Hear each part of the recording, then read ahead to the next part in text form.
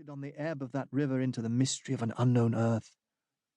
The dreams of men, the seed of commonwealths, the germs of empires. The sun set. The dusk fell on the stream, and lights began to appear along the shore. "And this also," said Marlow suddenly, "has been one of the dark places of the earth." He was the only man of us who still followed the sea. The worst that could be said of him was that he did not represent his class. He was a seaman, but he was a wanderer too, while most seamen lead, if one may so express it, a sedentary life. Their minds are of the stay-at-home order, and their home is always with them, the ship, and so is their country, the sea. One ship is very much like another, and the sea is always the same. In the immutability of their surroundings, the foreign shores, the foreign faces, the changing immensity of life glide past, veiled not by a sense of mystery, but by a slightly disdainful ignorance. For there is nothing mysterious to a seaman unless it be the sea itself, which is the mistress of his existence, and as inscrutable as destiny.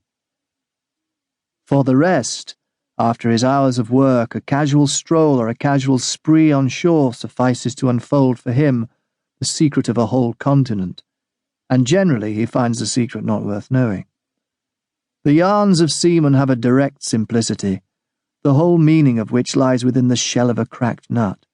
But Marlow was not typical, if his propensity to spin yarns be accepted, and to him the meaning of an episode was not inside like a kernel, but outside, enveloping the tale which brought it out only as a glow brings out a haze. His remark did not seem at all surprising. It was just like Marlow.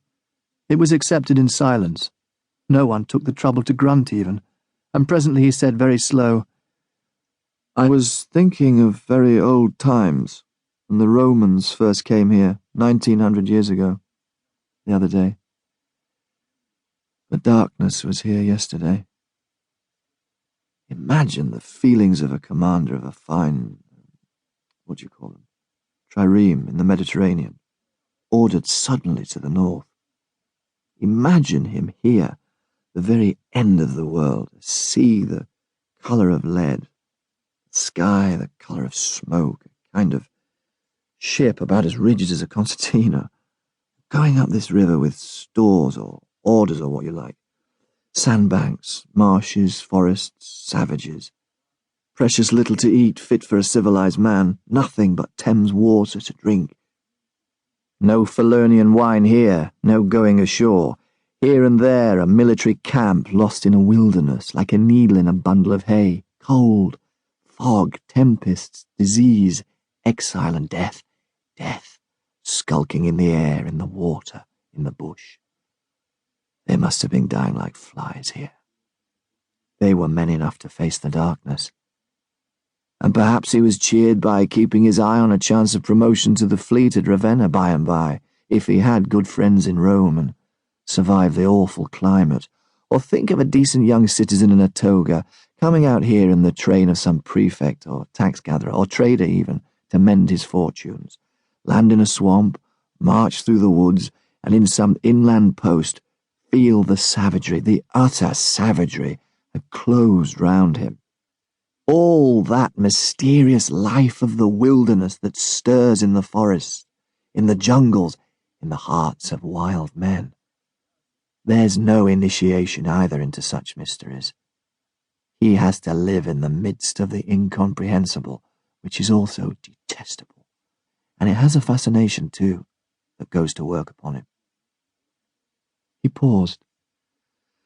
"Mind," he began again, lifting one arm from the elbow, the palm of the hand outwards, so that, with his legs folded before him, he had the pose of a Buddha preaching in European clothes and without a lotus flower. "Mind, none of us would feel exactly like this.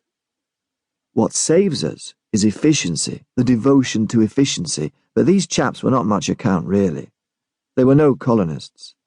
Their administration was merely a squeeze, and nothing more, I suspect. They grabbed what they could get for the sake of what was to be got.